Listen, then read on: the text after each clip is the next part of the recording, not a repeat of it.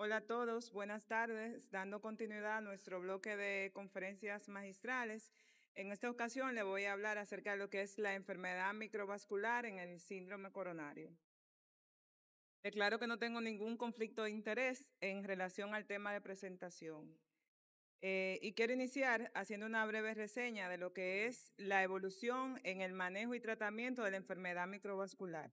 Recordar que no fue desde el 1988 cuando por primera vez se utilizó el término de enfermedad microvascular o angina microvascular.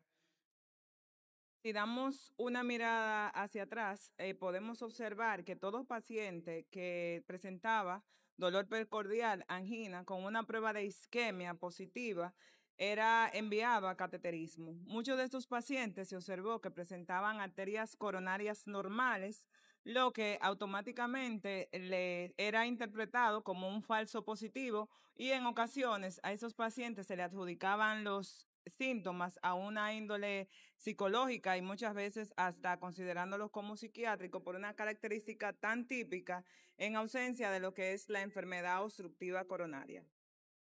Gracias al advenimiento de nuevos estudios, de nuevas técnicas, hemos podido observar una mejora en lo que es el tratamiento y el diagnóstico de la enfermedad microvascular y que el hecho de no tener enfermedad obstructiva significativa no nos descarta que el paciente esté cursando con lo que es una cardiopatía isquémica. Hemos visto que estos pacientes, a pesar de no tener enfermedad epicárdica significativa, presentan un peor pronóstico, un aumento en lo que es en los eventos adversos cardíacos. Y entonces, gracias a esto, hoy podemos hacer una integración anatómica y funcional de lo que es la isquemia miocárdica en este grupo de pacientes.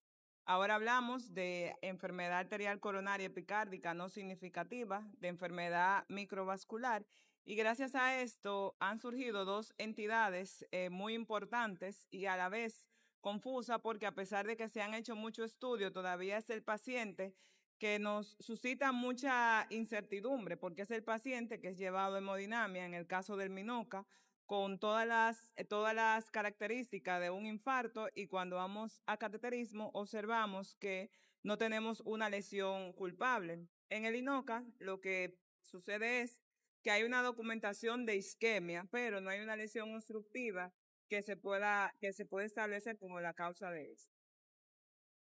Se han realizado varios estudios. Este me pareció muy importante.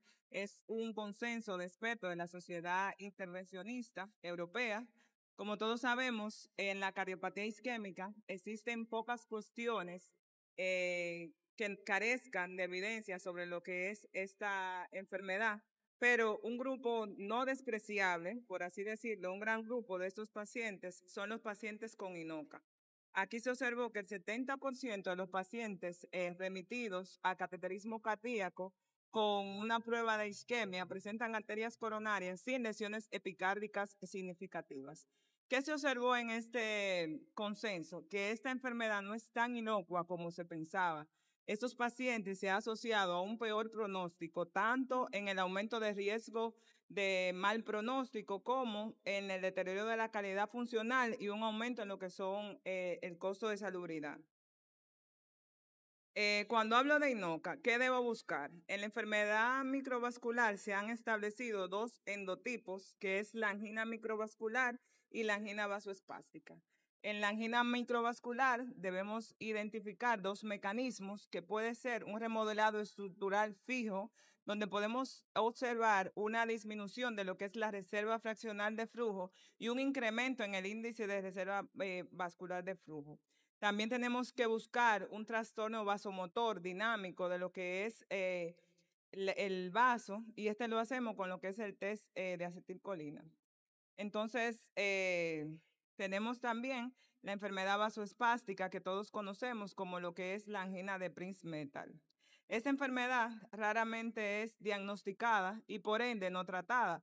¿Por qué raramente diagnosticada? Porque automáticamente hacemos un cateterismo que tenemos la sinergia, nos comunicamos, muchas veces se interpreta como que la ausencia de enfermedad coronaria no es sugestiva de isquemia. ¿Qué pasa con estos pacientes? que tienen un mal control de síntomas, una disminución en lo que es la calidad de vida, aumentan los internamientos y un mayor riesgo de eventos cardiovasculares. Aquí vemos que en la fisiopatología de lo que es la enfermedad microvascular puede haber una enfermedad focal difusa y puede haber un componente mixto. Tanto en estos dos endotipos no son entidades divorciadas, sino que comparten muchas veces el mismo mecanismo de lo que es la isquemia miocárdica. En muchos de estos casos, los pacientes también presentan lo que es la aterosclerosis típica. Dentro de los criterios de diagnóstico de lo que es la angina microvascular, tenemos los síntomas de isquemia, la ausencia de enfermedad coronaria obstructiva, una evidencia objetiva de lo que es la isquemia y datos de disfunción microvascular. No podemos hablar de enfermedad microvascular sin citar este estudio, que fue un estudio prospectivo multicéntrico, el estudio COVADIS, que lo que estudió fue el diagnóstico y la característica de los pacientes con enfermedad microvascular. Aquí se enroló un total de 686 pacientes de 7 naciones. ¿Y qué se observó en este estudio? Que no hubo una diferencia en el sexo, pero sí se vio que las mujeres tenían un peor pronóstico y un deterioro mayor en la calidad de vida. También se vio que estos pacientes, diferente a lo que pensamos, tenían más eventos cardiovasculares adversos y no hubo diferencia en cuanto a lo que es la presentación en el sexo. Aquí se observó también lo que fueron los factores más predominantes en esta patología, como es la dislipidemia y la hipertensión arterial, que fueron los factores más preponderantes. Esos pacientes, para evaluar su diagnóstico, se usa a través de lo que es la evaluación de la microvasculatura. Aquí se vio un mejor diagnóstico, una evolución más favorable y una mejoría en la calidad de vida de los pacientes. Esto se le adjudica a que tuvo un manejo más oportuno de lo que es esta patología. En este consenso de expertos nos da una luz, y digo una luz porque muchas veces no sabemos cómo abordar este paciente después del cateterismo. Entonces, lo primero que tenemos que tener en cuenta es la clínica del paciente. ¿Qué síntomas presenta este paciente? ¿El dolor en la enfermedad microvascular es diferente al paciente con enfermedad coronaria epicárdica? Pues no, no existe una característica típica de este dolor y en ocasiones este paciente pasa desapercibido o no se hace un diagnóstico oportuno porque puede tener síntomas atípicos y se piensa en todo menos en esto, ya que como he dicho, tiene arterias coronarias normales. La segunda directriz que nos da es la prueba no invasiva. Aquí tenemos la gammagrafía, la resonancia magnética. ¿Y qué pasa con esto? Son pruebas de mucha utilidad cuando tenemos defecto de perfusión regional, pero cuando estamos frente a una enfermedad microvascular que hay una disfunción tan grande del ventrículo izquierdo, carece de eficacia. Entonces, otra entidad que no debemos olvidarnos es la angiotomografía diagnóstica, que sigue siendo una de los métodos diagnósticos principales para lo que es el diagnóstico de la enfermedad cardiovascular. Entonces, este consenso de expertos nos dice que el cateterismo cardíaco sigue siendo la técnica gold estándar en pacientes que se piense en disfunción de ventricular o en vasoespasmo. ¿Qué nos dice aquí? Lo primero es que este paciente debe de ser llevado a cateterismo cardíaco, donde podemos establecer o descartar si existe enfermedad epicárdica, que pueden ser coronarias normales, lesiones leves, menor de un 50% o moderadas. En muchos de estos pacientes también, se está indicada la ventriculografía. ¿Por qué? Porque se ha visto que un gran por ciento de estos pacientes presentan disfunción ventricular. Y esto es un factor pronóstico para lo que es para que el paciente pueda presentar en un futuro lo que es una falla cardíaca por creación de eyección reservada. Sin embargo, en estos pacientes donde no se puede documentar enfermedad coronaria, que se piensa que hay un componente isquémico, estos no dejan el diagnóstico hasta aquí, sino que sugieren un segundo escalón, que es la guía de presión. Entonces, aquí se va a evaluar la FFR, el CFR y el IMR. Entonces, pacientes, en este grupo de pacientes tenemos que recordar que son pacientes que no tienen obstrucción de las arterias coronarias, por lo tanto, aquí se espera que el FFR sea un FFR normal. Aquí sí hay una alteración en lo que es el índice de resistencia microvascular y el CFR. Esto entonces nos hace el diagnóstico de disfunción microvascular o pacientes sin disfunción microvascular. Entonces, aquí tenemos un tercer grupo que es el paciente dentro de los endotipos. Si recuerdan, hablamos del test de acetilcolina en lo que es el vasoespasmo coronario o la angina de Prinzmetal. Y aquí tenemos dos grandes grupos. Tenemos dos pacientes que tienen un IFFR positivo y los que tienen el IFFR negativo, que es lo que nos hace el diagnóstico o nos descarta el diagnóstico de disfunción ventricular. ¿Qué hacemos? Entonces, en los pacientes que tienen arterias coronarias sin disfunción ventricular, existen dos grupos. Están los pacientes que son sometidos a este test donde no se observa una reducción de lo que es la luz del vaso, no hay datos de angina, no hay datos en el electrocardiograma que sugieran esta entidad. Y hay otro grupo donde si hay un espasmo mayor de un 90%, hay cambios en el electrocardiograma y hay clínica que nos sugiere la presencia de angina vasoespástica. Entonces tenemos el paciente que no tiene ninguna de esas dos entidades, pero también tenemos el paciente que puede tener disfunción microvascular y también angina vasoespástica. Entonces, en el otro endotipo tenemos el paciente con disfunción ventricular, que puede estar solo con esta y también puede presentar lo que es la angina microvascular y el vasoespasmo, que son los dos endotipos.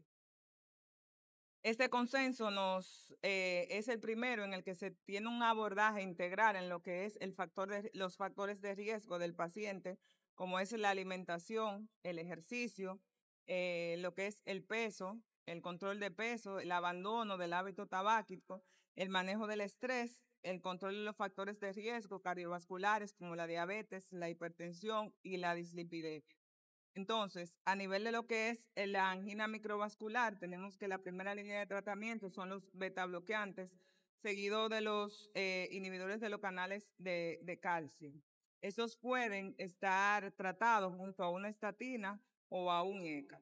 Y también tenemos entonces el otro grupo de pacientes, que es el paciente que presenta angina vasoespástica, donde aquí la primera línea de tratamiento son los bloqueadores de los canales de calcio.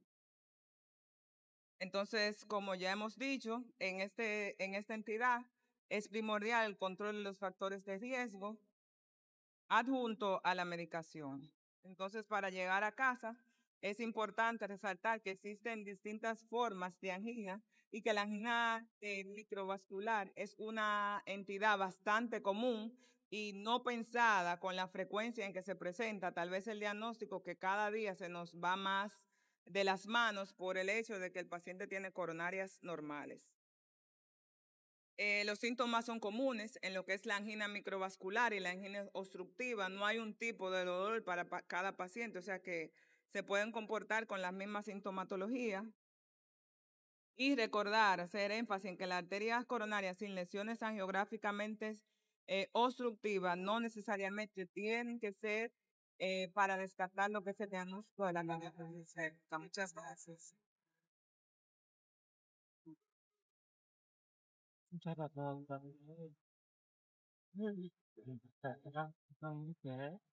Pues entrevista ingresado en este caso a un paciente, en general, se actuó bajo el secretario, el periodo de 2020-2025, miembro del staff de médico del sector médico de obstetricia y ginecología. Ella nos va a tratar el tema sobre tratamiento del síndrome coronario agudo en la embarazada.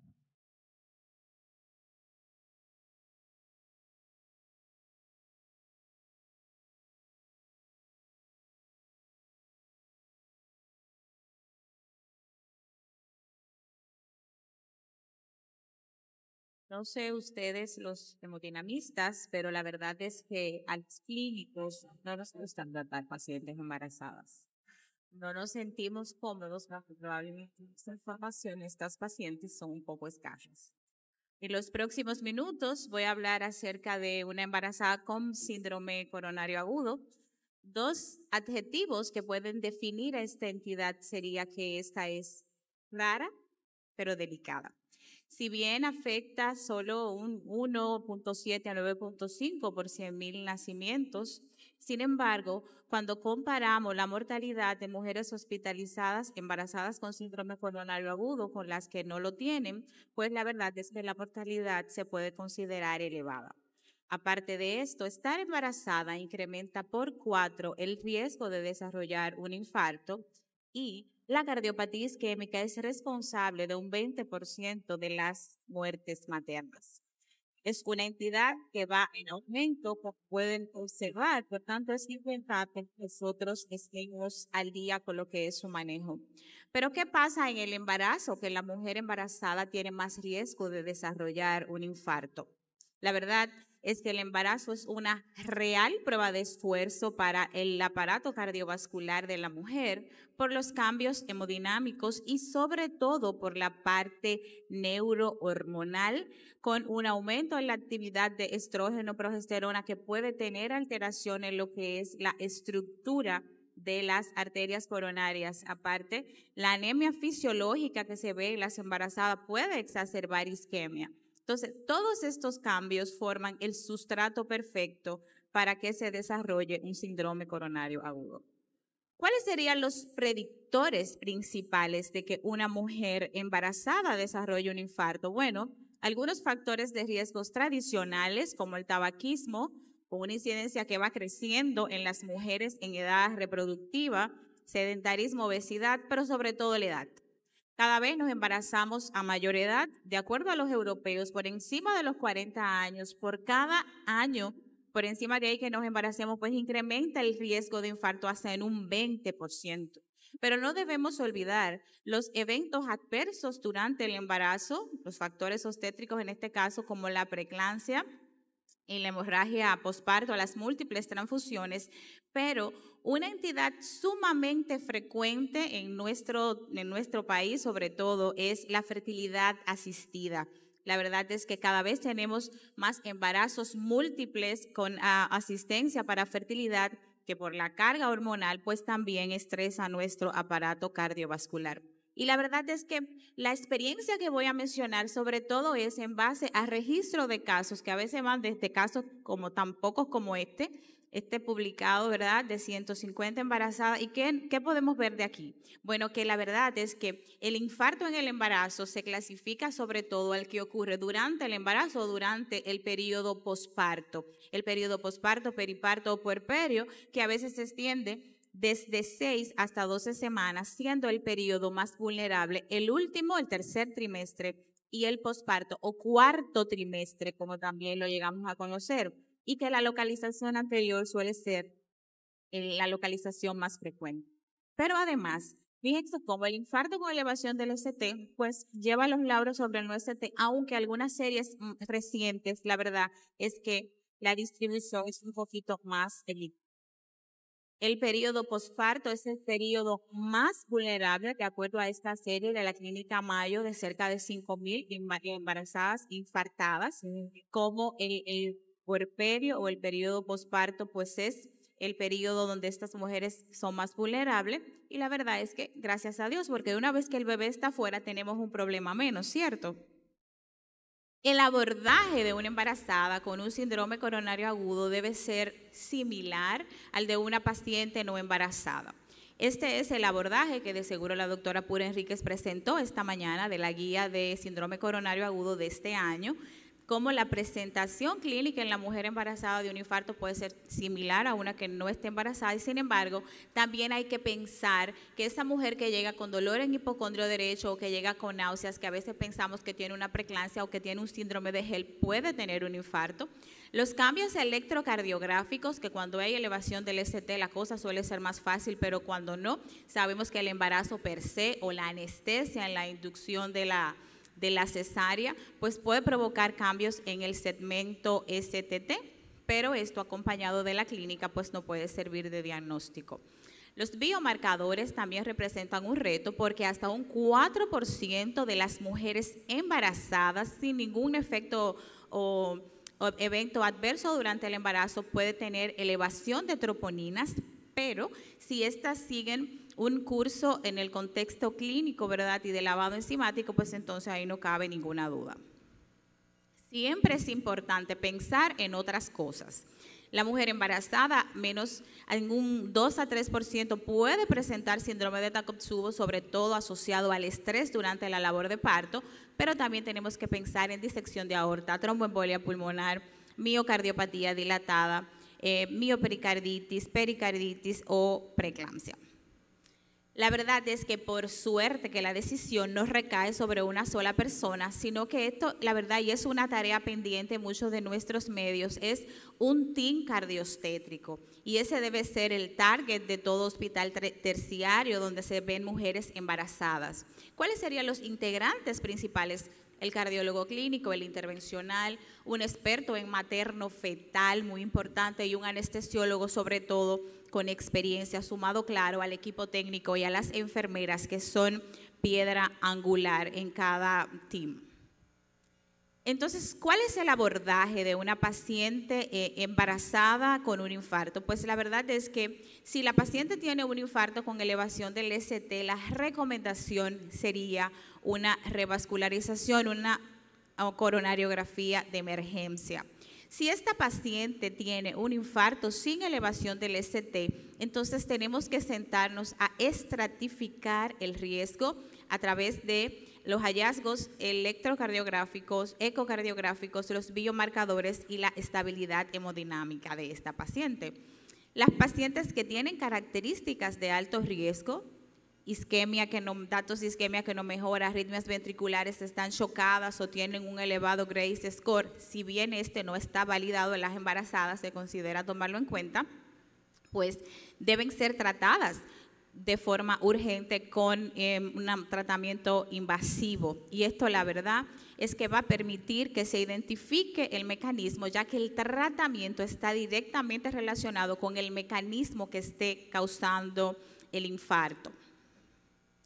Esto corrobora con las recomendaciones de la Guía de Tratamiento de Enfermedad Cardiovascular en la Embarazada de la Sociedad Europea 2018, que da recomendación 1C en el STIMI para el tratamiento angiográfico y de estratificar el riesgo en la paciente que tiene un infarto sin elevación del segmento ST.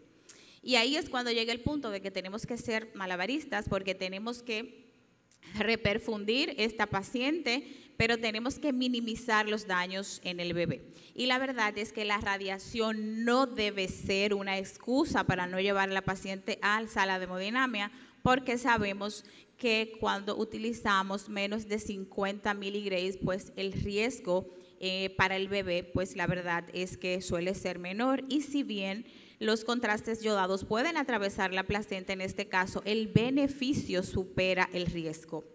Pero contamos con diferentes métodos que los hemodinamistas conocen mucho más que yo, como el acceso radial, la protección del abdomen, el fluorosapes, y que pueden hacer que el feto reciba menos carga de radiación. Y también tenemos que cuidar a la madre, evitar una sedación importante, la adecuada anticoagulación y todas estas medidas en aras de preservar la vida correcta de ambos productos. ¿Con qué se va a encontrar el hemodinamista cuando llegue? Bueno, la verdad es que los mecanismos de síndrome coronario agudo en una mujer embarazada van desde la típica ruptura o erosión de una placa hasta un espasmo coronario. El espasmo coronario asociado sobre todo a la labor de parto con el uso de algunos ergotamínicos o sustancias que se utilizan como uteroinhibidor. La disección espontánea de la arteria coronaria, esta disección que es no iatrogénica y no está asociada a una placa aterosclerótica, y que muchas de las series representa la mayoría de la causa de los síndromes coronarios y el tromboembolismo. Como vimos anteriormente, hay un estado hipercoagulable en la mujer embarazada. No debemos olvidar la aterosclerosis porque cada vez vemos embarazada con múltiples factores de riesgos. Por ejemplo, estas son las imágenes electrocardiográficas y angiográficas de una mujer de 45 años con un embarazo gemelar in vitro. Esta mujer era fumadora. Llegó con 30 semanas con contracciones y durante su ingreso pues presentó cambios electrocardiográficos como vemos aquí y como cuando fue a angiografía pues se vio que tenía esta lesión que fue tratada. Pero la verdad es que siempre debemos pensar en lo que es la disección espontánea de la arteria coronaria y en todos los tipos que se puede pues presentar. Cabe trombolisis en la paciente embarazada que surge un síndrome coronario agudo, en este caso con elevación del ST. La verdad es que la trombolisis es una contraindicación relativa y en las series modernas representa menos de un 1% de los casos pues fueron trombolizados. Si bien el RTPA no atraviesa la placenta, pero sí podemos tener complicaciones de sangrados importantes, abrupto placentario y abortos. Por lo tanto, esta está limitada solamente cuando no tenemos ninguna otra opción y siempre y cuando el TIN esté de acuerdo de que este sería el mejor beneficio para el producto y para la madre. ¿Qué tipo de stent vamos a utilizar? Bueno, el doctor nos dio una clase magistral de lo que sería la historia del stent. En los primeros registros solamente se utilizaban los stent metálicos por algunos temas de tiempo. Ya posteriormente con la introducción de los stent de nueva generación, que a veces podemos acortar el tiempo de la doble antiagregación, pues igual se pudiesen utilizar. Hay experiencia con stents bioabsorbibles, pero sin embargo no tienen una recomendación fuerte. Quizás esto va a depender del tiempo en el que esté programado una cesárea o inducir una labor de parto, donde si ocurre en el último trimestre, pues quizás un stent metálico pueda tener vida, pero en la mayoría de las series modernas los stent liberadores de fármacos de última generación pues se llevan en la mayoría de los casos. Lo que sí sabemos es que cuando comparamos data más vieja de 1900, por ejemplo, del 22 al 95, y cuando comparamos un tiempito más moderno, vemos que a medida que han avanzado las técnicas diagnósticas intravasculares, la disección espontánea se diagnostica con mayor frecuencia y también que a medida que hemos avanzado, pues más pacientes se benefician de un tratamiento de reperfusión y eso trae consigo una reducción en lo que es la mortalidad de las embarazadas. ¿Qué decir del tratamiento anticoagulante que utilizamos en conjunto? De preferencia la heparina no fraccionada, porque no pasa a la placenta, porque tiene antídoto, porque no importa la función renal y porque podemos hacer un switch y pararla mucho más cerca de lo que sería el desembarazo, pero también la heparina de bajo peso molecular tiene su función. La mayoría de los fármacos utilizados con la doble antiagregación, de preferencia la aspirina y el clopidogrel, que si bien no tiene suficiente data, pero en el contexto de que la paciente reciba angioplastía, pues se puede utilizar la doble antiagregación con aspirina, preferiblemente clopidogrel, porque con los más potentes la evidencia es mucho menor.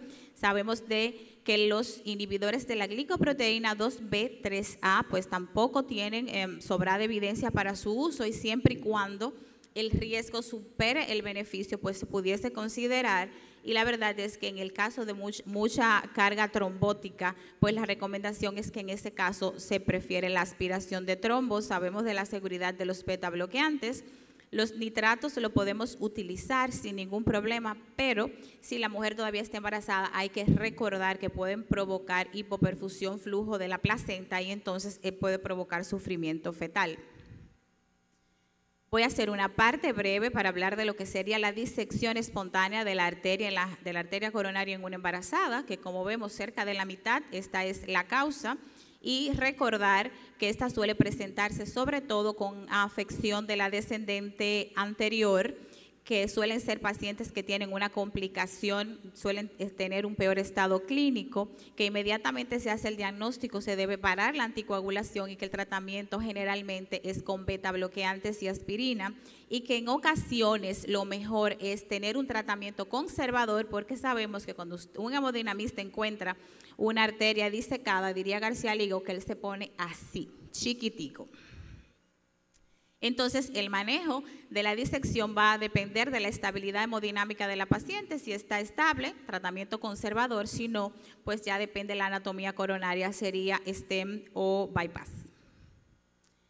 Este registro de 13 pacientes que se presentó, de 13 casos de disección espontánea, pues corrobora lo que he dicho. Las mujeres suelen ser jóvenes, suelen ser mujeres con pocos factores de riesgo y también de tener afecciones de múltiples vasos.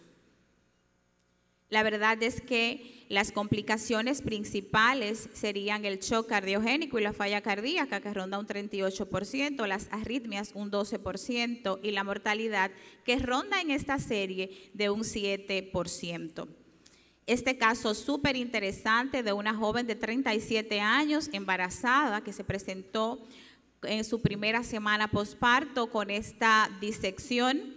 6 años después, disecó aquí la DA, 6 años después, disecó la derecha y posteriormente se encontró con que esta mujer también tenía una disección en carótidas. Es decir, que estas mujeres siempre deben ser escreeneadas para buscar aneurismas y disecciones en otros lechos vasculares.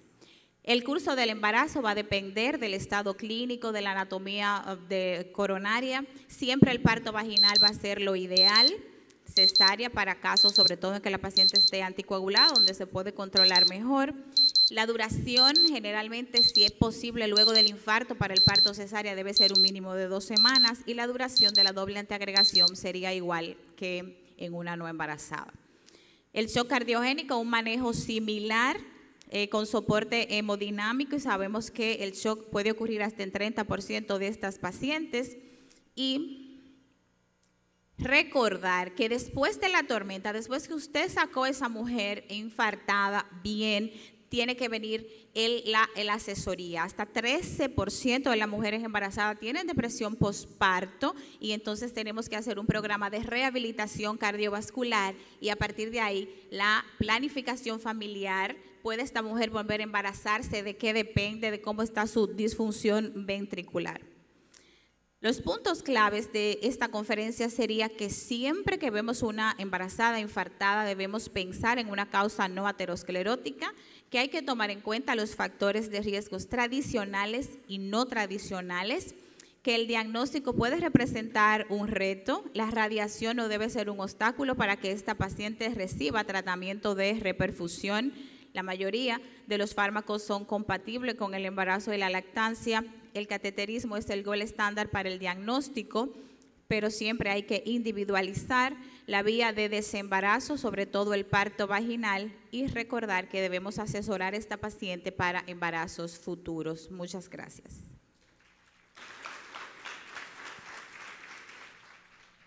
Muchísimas gracias, doctora. Seguimos con la doctora Máxima Méndez, que viene con el tema de riesgo cardiovascular residual, una mirada por debajo del iceberg. La doctora, medicina, especialista en medicina interna, con un máster en lípidos, es también la pasada presidenta del Consejo Nacional de Lípido de Sodocardio, board de la Sociedad Internacional de Aterosclerosis y de la SIAC Prevent, y también es representante en la República Dominicana para la Sociedad Europea de Aterosclerosis y su representación también en Latinoamérica. La doctora Máxima Méndez.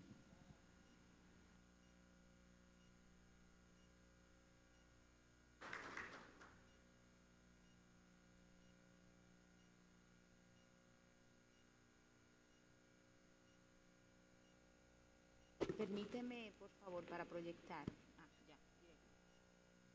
Bueno, pues muchísimas gracias a todos luego de esa muy interesante conferencia todo ese tour a través. Estaba yo ahí sentada bastante preocupada pensando, yo que manejo aterosclerosis y lipidemias complejas y los límites que tenemos con las mujeres embarazadas, qué gran desafío las mujeres embarazadas para tratarla y qué gran desafío para la mujer en etapa reproductiva que tiene factores de riesgo. Bueno, pues vamos a hacer una mirada sobre aquellos factores que pueden estar por debajo de lo que se es evidente y que sigue favoreciendo que los pacientes después del control de incluso factores de riesgo convencionales sigan desarrollando eventos cardiovasculares. Y es ahí en donde están los hemodinamistas metidos profundos en las interioridades de aquellas placas ateroscleróticas, tratando de darnos respuesta para saber qué está pasando. Estos son mis conflictos de interés, pero para este en particular no tengo ninguna.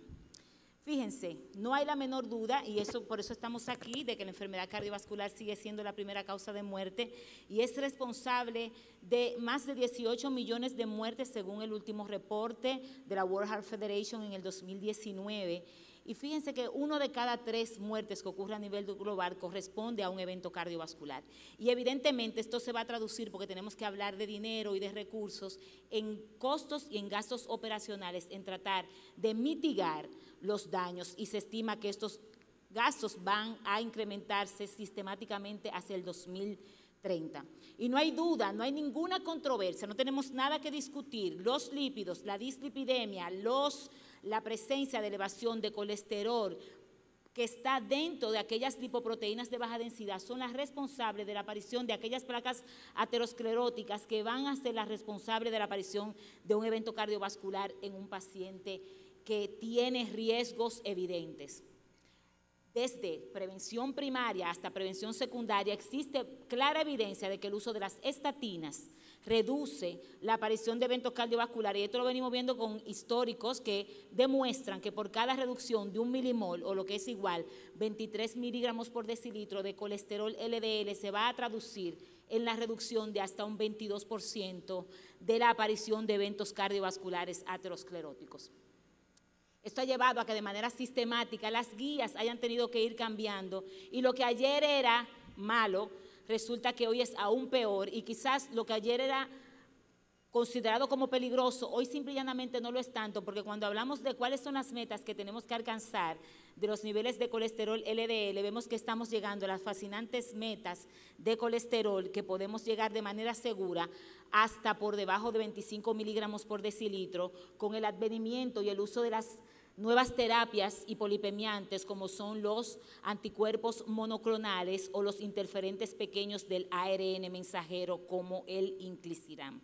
Y fíjense cómo históricamente, para los que somos estudiantes como yo, eternamente, fíjense cómo hemos venido cambiando con las guías desde que al principio identificamos que la presencia de hipercolesterolemia se relaciona con mal pronóstico o una mala, un peor performance cardiovascular. Identificamos que es importante bajarlo.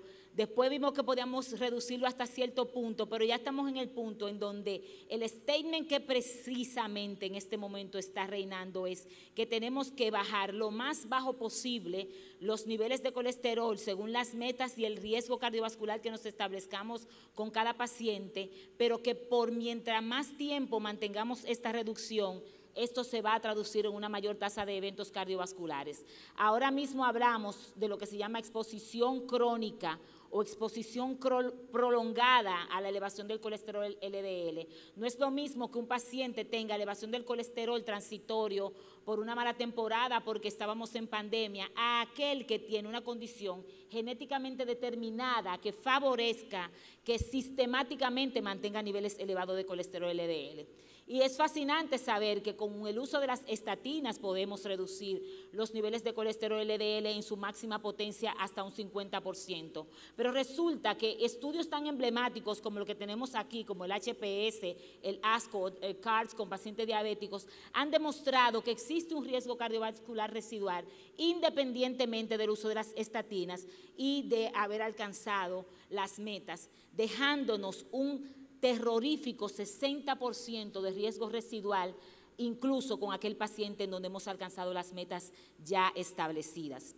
Y fíjense que desde el Helsinki Heart Study vemos que la presencia de triglicéridos concomitante e incluso independiente de los niveles de colesterol LDL se va a traducir en un mayor riesgo de eventos cardiovasculares, y que además de eso, aquellos pacientes que tienen disminución de la porción antiaterogénica del colesterol, que es la HDL o la lipoproteína de alta densidad, también se va a relacionar de manera independiente con un mayor riesgo de eventos cardiovasculares ateroscleróticos. Y vamos a hacer un pequeño review de algunas cosas que pueden ser las que estén underground o por debajo del iceberg, siendo responsable de que estos pacientes continúen teniendo la aparición de eventos cardiovasculares. Y tenemos la fascinante lipoproteína A chica, que su configuración aparenta ser similar a la lipoproteína de baja densidad, porque tienen el mismo transportador, que en este caso sería una ApoB, pero resulta que esa es la porción aterogénica. Además de eso, esta partícula tiene una proteína adicional, que es la ApoA, que le confiere una capacidad completamente protrombótica independiente, ya que precisamente esa porción compite con los sitios de unión del plasminógeno y la plasmina, quitándole la propiedad anticoagulante que tiene el organismo para momentos en el que se están formando coágulos y poder romperlos. Y además de eso, esta misma porción, al interactuar con las plaquetas, favorece que ellas se agreguen, o sea que la presencia de lipoproteína A chica por encima de 50 miligramos por decilitro, estamos mirando que se está relacionando con una mayor aparición de eventos cardiovasculares, sobre todo en jóvenes, y desde el punto de vista cardiovascular, mayor presencia de accidentes cerebrovascular. Y aquí lo estamos mirando. Fíjense que esta es la ApoB con sus porciones o sus bucles o sus kringle, que precisamente dependiendo del número de replicaciones que tenga específicamente el kringle número 4, que es el que le va a conferir el tamaño, el número de replicaciones que tenga ese kringle en esa ApoA, va a permitirle tener un tamaño X a la LPA, y por eso es la heterogenicidad que tiene, y por eso es la respuesta, que hasta este momento todavía no tenemos un tratamiento específico para poder reducir los niveles de lipoproteína A chica, ya que precisamente esa gran heterogenicidad no ha permitido una respuesta adecuada. Sabemos, los anticuerpos monoclonales, nos lo dijo muy bien el Fourier, pueden reducir hasta un 25% los niveles de LPA. Y los oligonucleótidos antisentidos que vienen en camino, como el pelacarsen, también están demostrando en este momento, todavía en fase 2, que pueden reducir hasta un 90%. Estamos en espera. Y fíjense que de nuevo, la interacción y la presencia de la porción aterogénica con la ApoB y la interacción con el endotelio, recuerden, inflamado o en contexto de disfunción endoteliar, es la responsable de que esta partícula continúe produciendo, independientemente de los niveles de colesterol LDL, la presencia de placas ateroscleróticas. Y fíjense que también los remanentes de las lipoproteínas ricas en triglicéridos, es decir, aquellos pacientes que tienen hipertrigliceridemia, aquel proceso metabólico de degradación lipolítica asociadas a esas lipoproteínas, también se relaciona con un mayor riesgo de eventos cardiovasculares, porque como ustedes pueden ver aquí, estas partículas dan origen a otras lipoproteínas como la Very Low Density Lipoprotein o los mismos remanentes, y que por vías diferentes interactúan con el macrófago, ya que las lipoproteínas de baja densidad, el colesterol contenido en ellas, interactúa con el macrófago a través de los receptores scavenger. Fíjense aquí en esta gráfica cómo la interacción lo hacen a través de otra porción del macrófago y participa de manera indirecta en la formación de la célula espumosa y el desarrollo de un evento cardiovascular aterosclerótico. Y no decir de aquellas partículas pequeñas y densas que están presentes en los pacientes con síndrome metabólico o diabetes, en donde vamos a ver que mientras más pequeñas sean las lipoproteínas de baja densidad, no tienen la capacidad de fijarse adecuadamente con los receptores a nivel hepático y metabolizarse, sino que se mantienen aumentados en el sistema, circulando, entrando al endotelio disfuncional y favoreciendo la aparición de eventos cardiovasculares.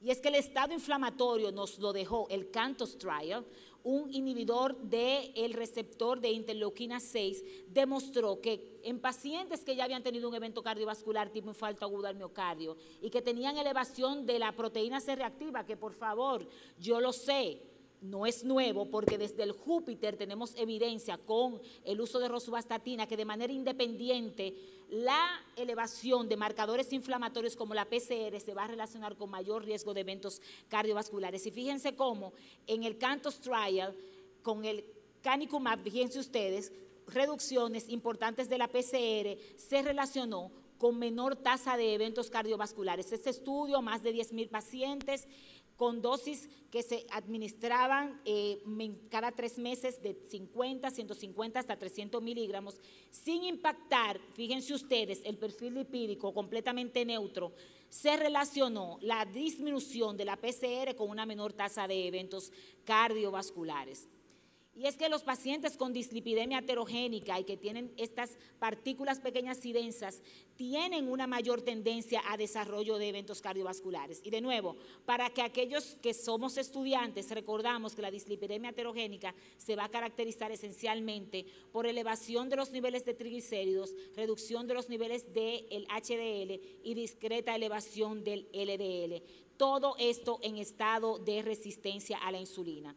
Y que usualmente el patrón lipídico que prevalece en la población con resistencia a la insulina, vamos a ver que es un patrón lipídico tipo B, es decir, que esas partículas de colesterol, el tamaño, aunque tengan las mismas concentraciones en miligramos por decilitro, si miramos estos dos patrones, fíjense cómo el patrón lipídico tipo A, las partículas son más grandes, por ende su capacidad de atravesar el endotelio es mucho más complejo que aquellos que tienen los mismos 130 miligramos por decilitro, pero que tienen un patrón lipídico tipo B, es decir, que tienen un tamaño de las lipoproteínas menor de 20 nanómetros y tienen por ende un mayor riesgo de desarrollo de eventos cardiovasculares. Y los pacientes con hipertrigliceridemia, fíjense en este estudio, el estudio Copenhagen City Heart Study, nos dejó bastante claro que los pacientes que tienen hipertrigliceridemia adicionalmente tienen riesgo de hasta 5 veces de infarto, 3.2 veces riesgo de isquemia coronaria, 3.2 riesgo aumentado de todas las causas de muerte y 2.2 mayor riesgo de accidente cerebrovascular. Y miren este estudio, más de 31,000 pacientes utilizando los fármacos utilizados para el manejo, porque ahí es donde está la disyuntiva con la hipertrigliceridemia. Y es que a pesar de que sabemos que los pacientes con hipertrigliceridemia tienen mayor riesgo de eventos cardiovasculares, lo que estamos mirando es que a pesar de que reduzcamos los niveles de triglicéridos, esto no se traduce en una mayor reducción de eventos cardiovasculares. Y en este estudio, en donde se analizaron los estudios Prominent con pemafibrato y el Reducit con el ácido eicosapentaetil y el Strength con omega 3, vamos a ver que tuvo un impacto positivo en la reducción de los niveles de proteína C reactiva y subsecuentemente con una reducción de eventos cardiovasculares, aunque todavía en este momento no tenemos ningún fármaco que disminuya los niveles de triglicéridos, que ciertamente disminuya la tasa de eventos cardiovasculares ateroscleróticos. Y fisiopatológicamente lo que tenemos que entender en el paciente que tiene hipertrigliceridemia es que, de nuevo, esos productos lipolíticos, productos de degradación lipolítica que se liberan durante estos procesos bioquímicos, vamos a ver que estimulan los estados de inflamación, de coagulación y aceleramiento de la disfunción endotelial. Y es por eso que los triglicéridos tienen un papel fundamental al momento de nosotros calcular el riesgo cardiovascular residual de los pacientes. Y de nuevo, mientras más pequeñas sean las partículas de colesterol LDL, fíjense en este estudio de tránsito y retención arterial de lipoproteínas, un estudio de perfusión. Bueno, no puedo puntualizarlo desde aquí, pero si lo vemos, lo que está último hacia su izquierda, hacia allá, o a la derecha de ustedes, pues vamos a ver que son aquellas partículas que tienen un tamaño menor de hasta 20 nanómetros, con una capacidad de atravesar el endotelio mucho más acelerado. Entonces, sistemáticamente, ¿hacia dónde estamos caminando? tenemos que caminar en la dirección de la correcta estratificación de riesgo cardiovascular de los pacientes. Las guías son bastante claras. Tenemos que manejar a los pacientes. La primera droga de elección son las estatinas, pero ya en este momento sabemos que la tendencia mundial es a que se haga tratamiento hipolipemiante combinado para poder alcanzar las reducciones de riesgo que nosotros queremos asociados a los niveles de colesterol y los demás factores de riesgo, que hay que contemplar con cuidado y con sensatez los enhancers o aceleradores que pueden coexistir alrededor del riesgo cardiovascular, y que vemos que la combinación, como por ejemplo nos dejó el estudio Improve It con simvastatina más ezetimibe, logró reducción incluso de mortalidad cardiovascular, dándole entrada nuevamente a las guías al uso de ezetimibe, ya que la combinación con respecto a la monoterapia tuvo superioridad en cuanto a la reducción de eventos cardiovasculares ateroscleróticos. Y ni decir de los anticuerpos monoclonales, que sabemos que tienen la capacidad de impedir que la PCSK9, que es la encargada de mantener la homeostasis y la biodisponibilidad de los receptores LDL en la superficie del hepatocito, pues simplemente bloqueando esa proteína puede aumentar la biodisponibilidad del receptor a nivel hepático y traducirse en una mayor reducción de los niveles de colesterol LDL.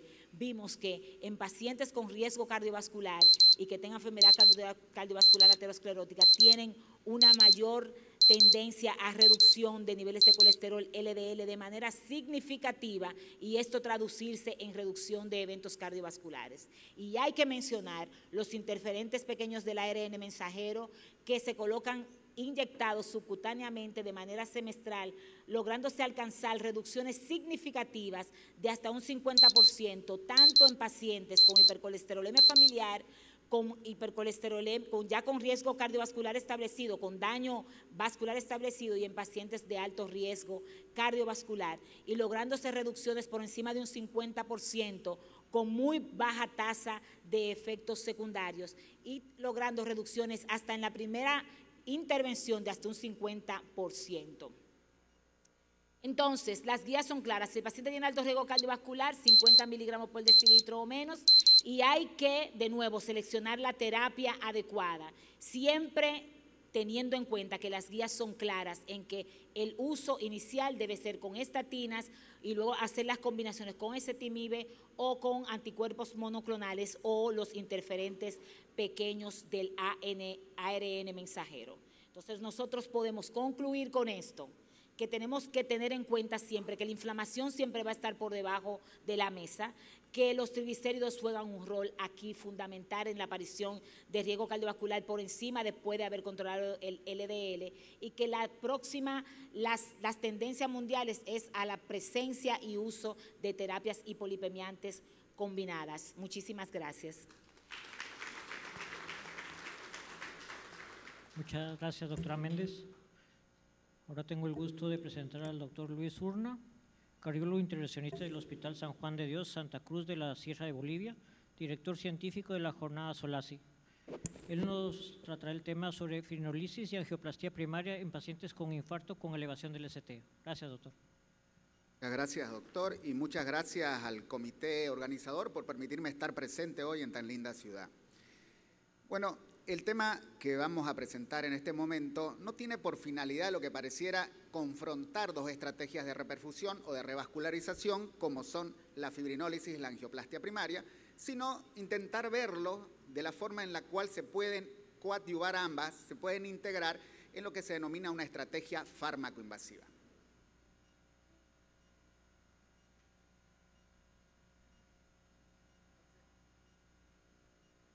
Desde luego no tengo ningún conflicto de interés, simplemente, como decía el doctor Ricardo Coloma más temprano, el hecho de ser cardiólogo intervencionista, pero nada más. En resumen, que sería el punto de inicio en este caso, todos tenemos claro que independientemente de la guía de las sociedades más destacadas, como son las europeas, las norteamericanas, y guías locales, como tenemos la de la Argentina, la de Brasil, todas nos dejan en claro que la angioplastia primaria es superior a la fibrinólisis. Y se trabajó tanto sobre este aspecto que olvidamos la segunda parte del mensaje. porque nos dice que la angioplastia primaria va a ser superior a la fibrinólisis siempre y cuando lo hagamos en el tiempo adecuado y en el tiempo correcto. Entonces fuimos perdiendo esta segunda parte, nos fuimos olvidando del tiempo y se nos fue quedando tan solo el hecho de que la angioplastia es superior, y es como que olvidamos el rol que pueden desempeñar y que puede jugar el fibrinolítico o la estrategia de fibrinólisis. Esto está totalmente claro y establecido desde el inicio del evento hasta las 12 horas primeras. Posteriormente ya sacamos del escenario a la fibrinólisis y nos queda simplemente, no en mal sentido, ¿no?, pero nos queda solo como estrategia la angioplastia. Angioplastia que, si lo hacemos en un paciente estable, va perdiendo peso a lo largo de las primeras 24 horas, ni hablar que no tan solo no se debería, sino que podemos causar daño después de las 48 horas y queda tan solo presente como una estrategia válida de revascularización o de reperfusión en aquel paciente que se encuentre sintomático, hemodinámicamente inestable o con complicaciones arritmogénicas. Lo mismo lo vemos refrendado en las guías norteamericanas, tanto en las indicaciones para angioplastia como en las indicaciones para fibrinólisis, de igual modo al compararlo entre ambos sexos, entre hombre y mujer. Pero ¿por qué se da esto? ¿Por qué se ganó ese lugar muy bien ganado el stent al demostrar que es superior a la fibrinólisis? Porque podemos ver, por ejemplo, en este metaanálisis, en cuanto a la mortalidad a corto plazo, cómo independientemente de si analicemos estudios aleatorizados o randomizados o analicemos estudios observacionales, en todos la evidencia se inclina a favor de la angioplastia primaria. Y recordemos que cuando hablamos de metaanálisis no hablamos o no debemos decir que existe o no diferencia estadísticamente significativa, sino se habla la inclinación de la evidencia, y en este caso no nos queda duda que la evidencia de estos estudios revisados es a favor de la angioplastia primaria, ¿no? En el DANAMI-2 podemos ver en el endpoint combinado de mortalidad por cualquier causa, rehospitalización por infarto de miocardio o muerte cardiovascular, que existieron más eventos en los pacientes que recibieron solo fibrinólisis versus aquellos pacientes que fueron sometidos a angioplastia primaria o a quienes se le brindó la oportunidad de que puedan recibir un stent primario. Y si dividimos este endpoint combinado y analizamos dos puntos, como es la rehospitalización por infarto de miocardio y la muerte cardíaca, podemos ver igual que hay mayor cantidad de eventos en cuanto a pacientes que tuvieron como estrategia de revascularización la fibrinólisis. Y hasta este punto uno diría, entonces no tenemos nada que discutir. La angioplastia primaria es el camino, es la elección adecuada, y ¿qué lugar juega hoy la fibrinólisis? Bueno, esa es la parte que olvidamos. Todo esto es a favor, la evidencia lo muestra muy claramente, siempre y cuando usemos los tiempos de manera correcta. Y es en cuanto a tiempos donde ocupa un lugar la fibrinólisis, ¿no? Podemos ver, por ejemplo, en este estudio, por este registro, cómo se acortan los tiempos de lo que puede ser tiempo total de isquemia, pero centrémonos en la diferencia entre el tiempo puerta-aguja versus el tiempo puerta-balón. Miren la diferencia entre ambos dos. La diferencia es de 65 minutos. Es decir, ya partimos con 5 minutos más de lo que debería ser el tiempo ideal en una estrategia de angioplastia primaria que nos dice que es 60 minutos.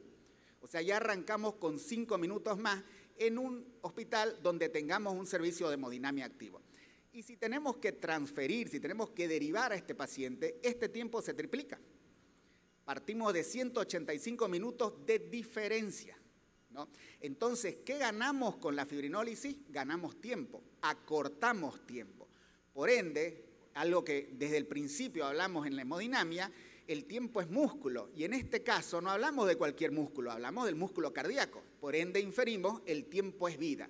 Mientras menos tiempo perdamos, mejor resultado tendrá el paciente. Mejor resultado en cuanto a calidad de vida y a tiempo de vida o pronóstico. Por lo tanto, lo que no debemos olvidarnos de las guías es que la angioplastia primaria es el tratamiento de elección, es la revascularización de elección, siempre y cuando lo hagamos en el tiempo adecuado. Si no podemos hacerlo en el tiempo adecuado, ahí está el fibrinolítico esperando que lo utilicemos. Y lo mismo se repitieron en las guías publicadas este año. Nos dice que si la estrategia que vamos a utilizar es la angioplastia primaria, porque el paciente llegó a un centro que tiene un servicio de hemodinamia activa, la sala está libre, los hemodinamistas estamos ahí, no hay nada que discutir. Lo que tenemos que discutir es que dentro de los 60 minutos la cuerda esté atravesando la obstrucción. Ese es el objetivo como angioplastia primaria. Si no vamos a cumplir este objetivo, sí, porque no tenemos sala de hemodinamia en el lugar o la sala está ocupada, algún otro motivo, nosotros ahí tenemos que calcular los tiempos y el punto de corte en los tiempos van a ser los 120 minutos. Si nosotros vamos a poder cumplir con esos 120 minutos, nuevamente nos inclinamos a la angioplastia primaria. Pero si no vamos a poder cumplir con esos 120 minutos, podemos hacer uso de la estrategia de reperfusión de los fibrinolíticos, como es la estrategia fármaco-invasiva.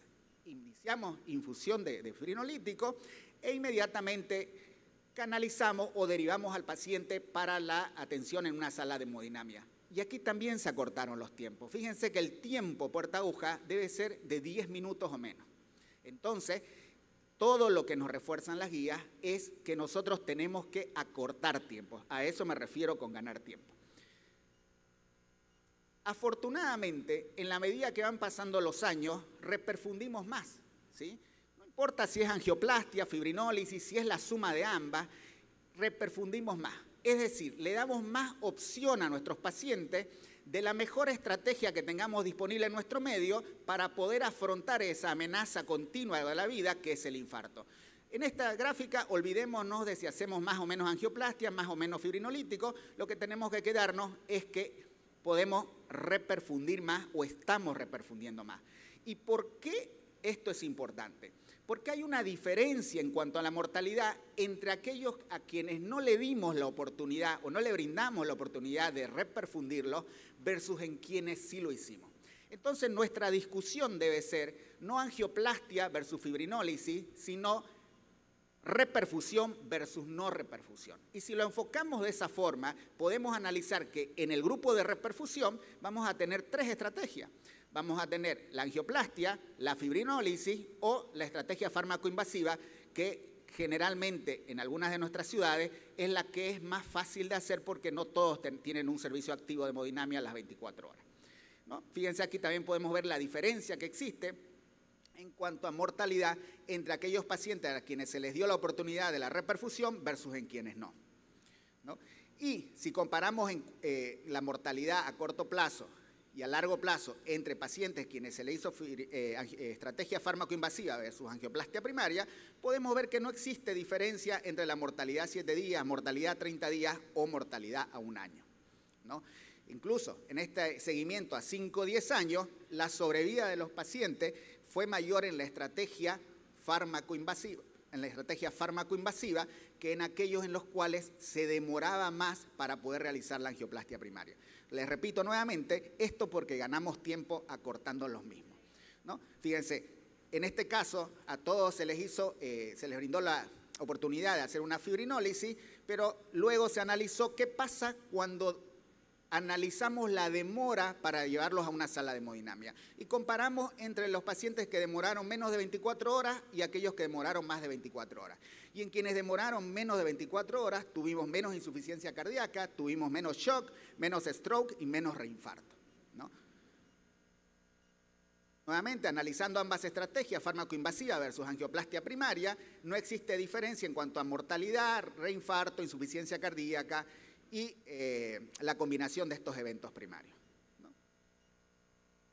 Entonces, y para no abarcar mucho más del tiempo, como conclusión, me gustaría decirle que cuando afrontamos, cuando abordamos o cuando manejamos a los pacientes con síndrome coronario agudo, con elevación del segmento ST, nosotros tenemos que ofrecerle la mejor estrategia de reperfusión, ¿no? Tenemos que ofrecer lo que tengamos a mano y lo podamos aplicar en el menor tiempo posible.